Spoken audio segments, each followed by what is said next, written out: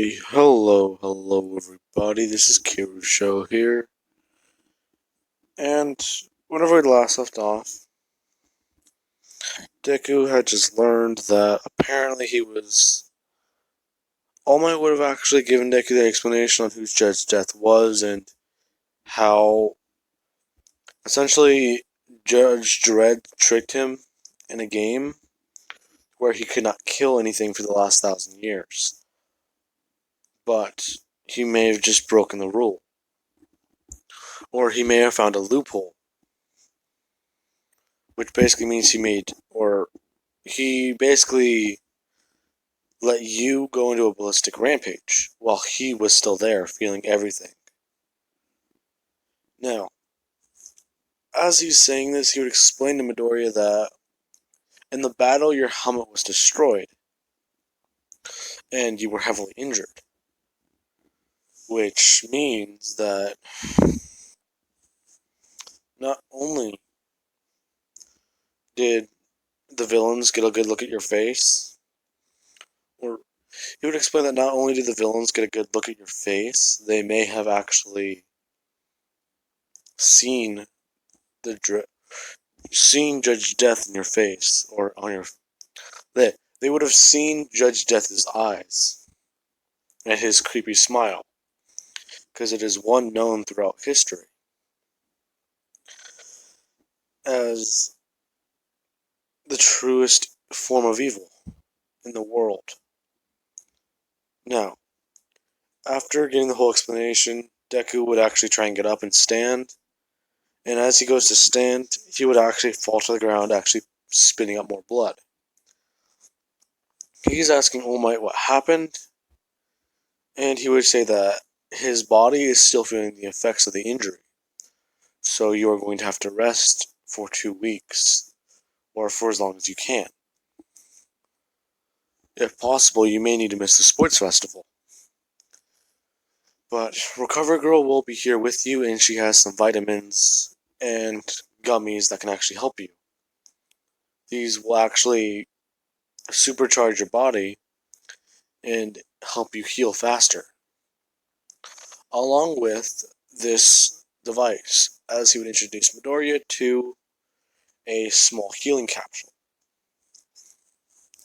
which is basically a water tank with heavy amounts of water thinner and salt, saying that he may need, if he needs to, they will put him in here to help him heal. Deku would immediately try standing up again, and as he's spitting blood from his mouth, he would just keep trying to walk over, and whenever he would fall over, he'd start crawling to the tank. He would eventually be able to get up onto his feet and actually just hop in. He would then put a mask on as Recover Girl would start the process. Now then, in doing this, everyone would have walked in and they would have saw Deku put the respirator on and actually go in the tank. As he would then see everyone outside in Class 1A. Uraka and Bakugo are looking at Deku, and Deku would immediately lose consciousness as his body begins the healing process. Now, let us cut to the next 2 weeks later. Yes, I just cut that far. I usually don't skip this time. But for what needs to happen is... well, actually not 2 weeks. Let's skip to 13 days later. Deku would wake up. And as soon as he wakes up, he would begin knocking on the glass. Bakugo and Uraka, or not Bakugo and Uraka, he would immediately wake up as the girl from class, or Ibara, is actually praying for Midoriya in front of him. He would wake up and begin trying to move his arms. When they feel a lot better, he would immediately just start knocking on the glass, or tapping on it. As he's doing this, she would open her eyes and look at him. And she would then run out of the room and bring in everyone else from Class 1A. They would immediately see Deku and help him out of the tank, and as he gets out of the tank, he would immediately just begin stretching, and he would then say that he really needs something. As he was basically put into a medically induced coma. I just realized that I said that he would be, or no, let's say that they actually do meet up at. They would probably use different things like the gym at UA. So let's just say that there was a gym in this timeline, and that would help them. So she would have ran into the gym saying that Midori is awake. Bako and Yuraka would immediately run in, help Deku out, and he would talk about going to the gym. Now, he doesn't actually have his helmet on. And if, before Rico comments on this, Deku is not going to be a carbon copy of Dredd. He will take his helmet off. That is something that happens in the movies and sometimes in the comics, I believe. So he won't be a carbon copy, because I don't like making a character a carbon copy of another one. They just have certain attributes and traits, which is how I like to do things. Because it still gives room for originality and creativity for me. Now, because of this, Deku would immediately stretch, and he would actually he would go to lift his helmet, and as soon as he touches his head, he starts patting it and confused, and he would ask where his helmet is. They would explain, and okay, that was far too long. They would explain that it was destroyed, and Deku would get mad, but he would say that that's understandable, but they need to go on with this. Deku would immediately walk into the gym and start working out. Now, as he's working out, he would actually be able to warm up his body a bit to being out of the tank, which has actually brought him down to about 40% of one for all. So he lost his 10% from not moving for an entire day, or 2 weeks. Now then, I'm done with a bit of that world building, and we'll be going into the US. I was about to say USJ arc, Sports Festival arc. Now, this is whenever Deku, he would be told that he needs to walk on stage and give the speech. Now then.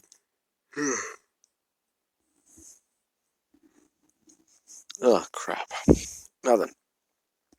Deku would give his speech on how no one's created equal.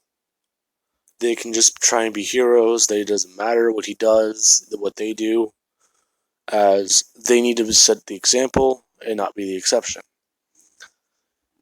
Now, he would then walk off stage after saying that he expects everyone to try their best. As he would look over to every other class that he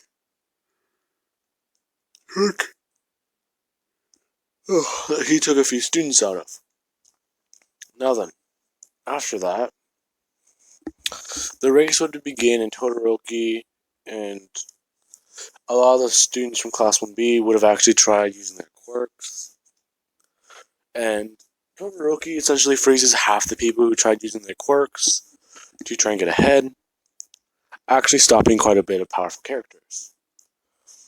Deku would have immediately used One for All, smashed through Todoroki's thing, or his ice wall, and blitzed the entire race, winning it in 15 seconds. Now then, after this, Deku would say that if he only covered about that much distance in 15 seconds, then he really is rusty. As he would say that, President Mike would say that he'd be talking to Eraserhead asking what does that kid mean he's rusty, and he would explain that he was in a healing chamber or a healing capsule for about 2 weeks after the incident because of how badly his body was. He was essentially heavily injured against a monster and then possessed by Judge Death. What? But the possession wasn't complete, so Deku still had control as he took Death along for the ride, which even greater affected his body. So he is actually probably at about 70% right now.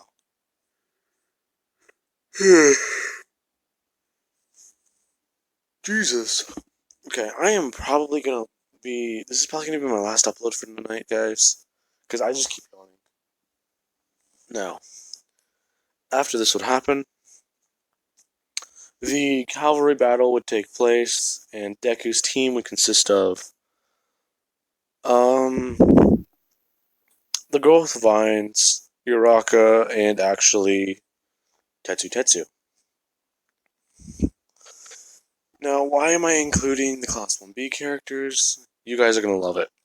Because Deku and Bakugo, these two would get into a clash and they would actually be fighting. Bakugo is throwing explosions at Deku. Deku is just blocking it with his arms. And he would just begin letting or throwing fire straight at Bakugo. Along with trying to use his telekinesis to actually trip over his guys, which Kirishima would be the one person keeping them up. Now, Deku would eventually outlast everybody and win. Now then, after that would happen, let us go into a bit of the battles. Alrighty, we're replacing Shinsho with Tetsu. Or not Tetsu. Let's see. Kendo against Deku, and that's about it. Let's see. Actually, yeah, no. Kendo and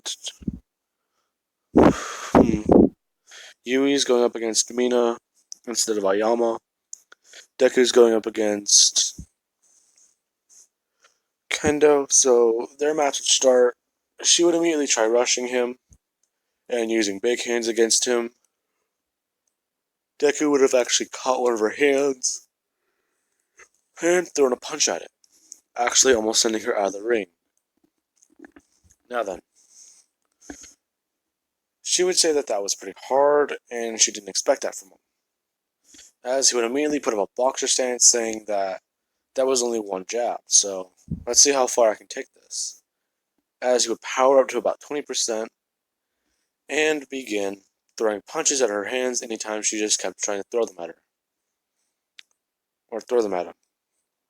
Now then, after this would happen, Deku, he would just throw a punch hard enough to send her out of the ring. Because I don't know if these things gain more weight the bigger they get, but I feel like they would unbalance quite a few people, or unbalance her quite a bit. So this would be like him tying a boulder to her. This would be like her tying a boulder to her arm. So she'd just be sent flying out as soon as Deku threw a hard enough serious jab. Todoroki versus Zero, that would go the same. This fight with Ibarra would go the same. Mei would actually show off a different one of her creations, which is basically like the Dread Gun, or a prototype of the Mark 1. Because they don't really give these they don't give public knowledge about these old weapons. In fact, Japan was the only place in the world that restricted access to these weapons. So it left a lot of other countries guessing on how they were made. But they still had them over in America. So she essentially made a prototype Mark 1. But right before she could use it, it would blow up in her hand, as the palm reader would misread her palm. Because she would probably still be wearing gloves. Let's be honest, it would be something she might overlook. Or one of the bullets would probably just fire backwards at her. Let's just say that it did not end well and she had to go to the infirmary. So Ito would win without embarrassing himself. Now, Mina versus, I believe it was Yui. This would go a bit differently, as the ring is actually still damaged, and she would have just picked up one of the metal pieces or metal shrapnel that May left in the ring, and she would have increased it to about the size of a boulder, if not around the size of a basketball, and throw it at her. Now, she would have only done this whenever she got close enough, so it would actually do quite a bit of damage, but not enough to knock her out. She would have then actually start trying to rip up pieces of the ring as she would increase its size, and then she would just slowly decrease it. She would decrease it to the point where she's the only one left on the ring as she would push her out. As it would turn into a square that is basically... She would turn the ring into like the size of a door, and she would have been able to increase it for 1 second and then decrease it immediately, putting her off balance, actually taking her out. Now then, Tokoyami versus Momo. This would go in canon. Tetsu versus Kirishima. Tetsu would lose. Kirishima has known Bakugo for a bit longer, so they would have done quirk training. Uraraka versus Bakugo. This fight is actually a bit more friendly, with Bakugo just using the explosions in his foot to go up and dodge her. And he would have tried doing physical combat against her, instead of just letting her rely on her quirk. Because he can just put his feet upwards in the air and actually blast himself back down to the ground. So her quirk is basically almost useless against him, except for the fact that she can redirect the gravity to wherever she thinks it to deem fit. Basically, she can shift everything for Bakugo to where he would think, or his entire body would think that the ground is against a wall, and if he were to land on it, he could walk on the wall. So, this would just not work against Bakugo, as he would have actually beat her in a less brutal manner by actually knocking her out of the ring. Now, Todoroki versus Deku. This fight would actually go quite a bit similar to canon, but quite a bit different. Okay. Now, this is whenever Deku, he would walk into the ring saying that, for someone with a half and half quirk, why don't you use the other side? He would then say that he's not going to use his father's quirk because he doesn't believe it is ever going to be useful. Fire is what brought this world to an end, and it is what will bring anything to an end. It is a destructive power, and there is no use behind it. Deku would then say, what about a forest? He would say, what does he mean? As Deku would then go on saying that throughout the entire history, there's always been a fire. What about the one back during, or he would name a fire, like a famous one from the 1940s, I believe, around then, saying that fire destroyed quite a bit of things, but because of it they were able to learn a lot. They learned about an endangered species, they learned about what happened, about pollution, quite a bit of things that were happening, and they even discovered plants for medicine. And the forest grew back even better than what they believed possible. So he would actually kind of twist Todoroki's arm, in a sense, saying that fire is not only used to destroy, it is actually a part of creation. Because what can you create with fire? Essentially, it's like if you were to try and drink a cup of tea. It's like a missing piece of a rainbow. You need fire there because if it wasn't for it, you not only couldn't create things, you would only just see it as one way useful. And as Todoroki is thinking about this, Deku would immediately blitz him and jab him with an uppercut.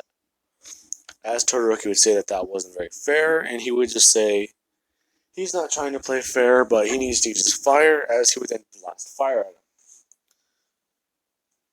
He would spit fire at Todoroki. Todoroki would retaliate with his own, actually surprising himself, because he wasn't thinking about it at the time. Endeavor's doing his Zarbon sounds, where he's screaming and shouting really happily. And if you guys know what I mean by Zarbon sounds, Devil Artemis. Now then, after that happens, Todoroki and Deku would actually have a similar spot where Todoroki is actually blasting fire at him instead of ice, and he then would just immediately try and do an absolute zero by thinking what would happen if he were to try and mix the two. Now, instead of actually bringing his arms forward by raising them from his legs up to where his out in front of them, he would have actually brought his arms out wide, actually making the fire in his hand along with the ice in his hand touch together. Now, this would actually mimic a thunderclap, which, if you guys know what that is, it is the Hulk's signature move in the Avengers. Where, as soon as that would happen, Deku would meet Todoroki with his own, actually charging his body up to 50% and clapping back toward Todoroki, actually putting him off of his footing and knocking him out of the ring. Now, Deku's actually shaking his hands off as that was more strain than he thought he could put on his hands, which would actually surprise everybody, because there's ice in the stands, there's scorch marks everywhere, and Midoriya essentially just solved both those problems by throwing the shockwave, blasting all the fire toward the ice. Or if not, just blasting away all the fire, and the heat that's left is actually helping the ice melt. Now, I am going to be continuing the rest of this in the next part, which I am probably going to upload tomorrow, because I got some sleeping pills and I am going to be taking them so I can actually get some good sleep. And I hope you guys enjoyed the video and have an amazing day. Catch you guys later.